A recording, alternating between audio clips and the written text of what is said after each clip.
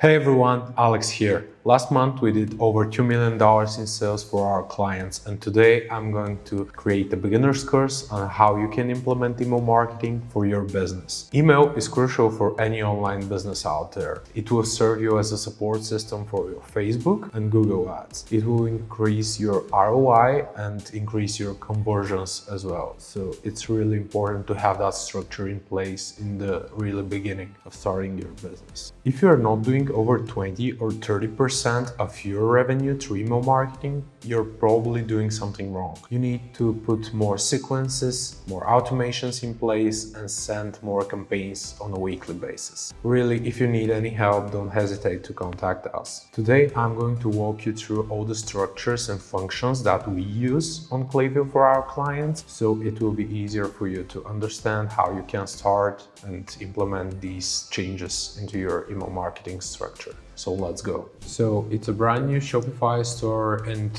we are going to install Klaviyo first. Go into the App Store and search Klaviyo, and it's going to bring up what we need.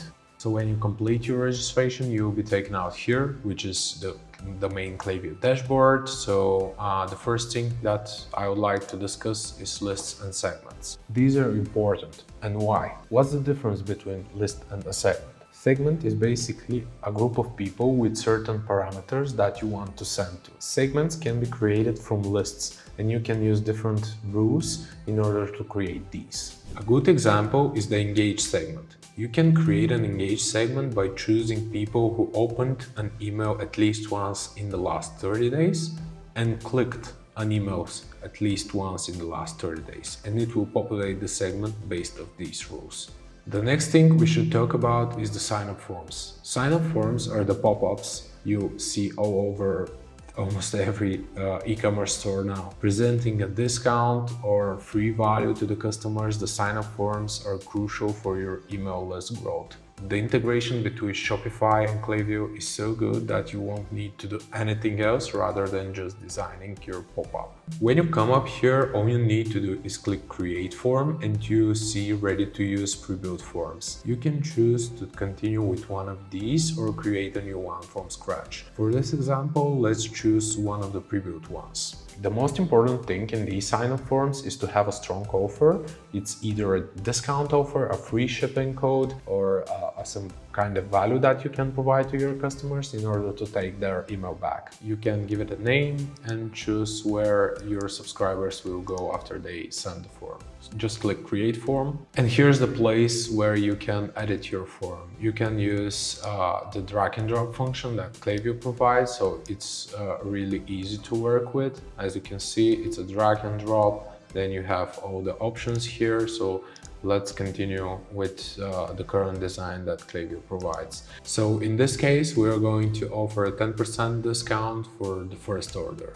Now all we need to do is to go into Shopify and create the discount code here. So once you're ready with the discount, you can copy the code, come out here, click on Success, use code, welcome 10, and you're ready. When you're done designing the sign-up form, just make sure everything is correct and click on Live. Let's talk about deliverability for a second. This is basically your reputation in front of the email providers like Gmail and Yahoo. If you're sending too many campaigns to your full list, you're going to hurt your deliverability and your emails will go into spam. You need to keep an eye on your spam rate, your unsubscribe rate, and your bounce rate on a daily basis, so you can choose what kind of segment you can use in order to send your future campaigns. Remember the engagement segment that I mentioned before? It's a good starting point. The other flow that is powerful for e-commerce stores is the abandoned cart flow. You can check on Shopify how many of your customers abandoned something in their cart and didn't complete checkout. A lot of people, right? This is your chance to convert these people you already paid Facebook and Google ads to get into your website. The next important thing to talk about is the automations, or the so-called flows. The main flows that your business will need are probably the welcome flow, the abandoned cart flow, the browse abandoned flow, the thank you, and the post-purchase flow. These are the basic flows that your business needs, and it will probably generate 90% of the store's revenue. Welcome series is a huge one and it will generate most of the revenue probably in the beginning.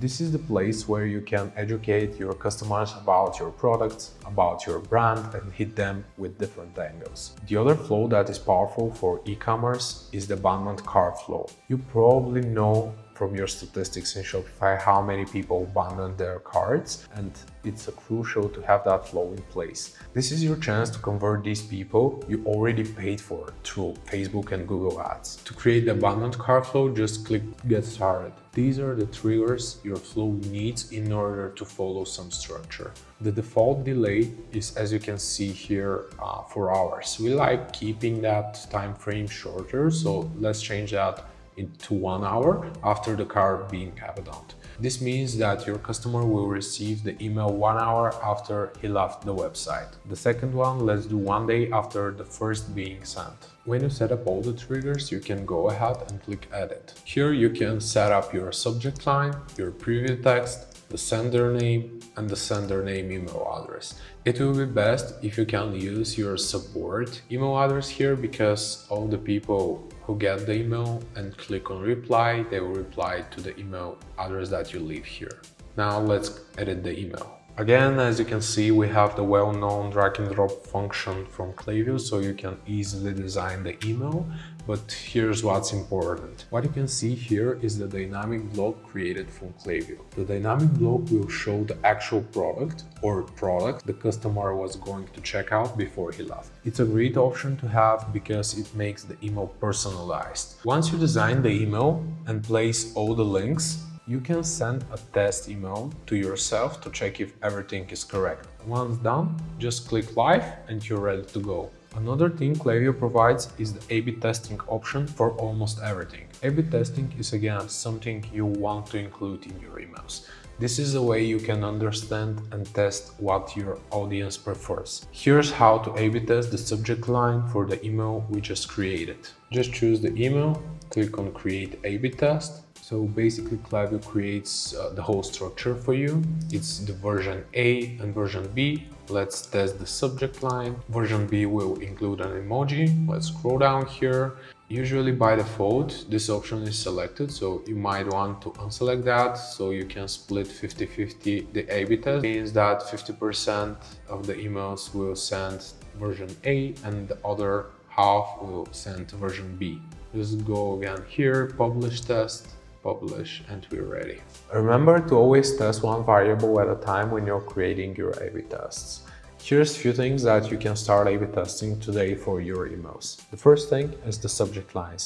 It will help you increase that open rate. The second thing, the CTA buttons, so the call to action buttons that you're using inside the email. You can test the text, you can test the placement inside the email. And the last thing is above the fold. So it's basically the photo or the headline that you're using in the beginning of your email. If your brand is doing more than 49K a month in revenue, you probably don't have the time to set all these things and keep an eye on it on a daily basis. So feel free to reach out from the link down below and book a call with me. As I mentioned before, if you have any questions, you can drop a comment down below. If this quick walk-you-through video helped you out somehow, give that video a like, subscribe to the channel, and yeah, thank you for watching.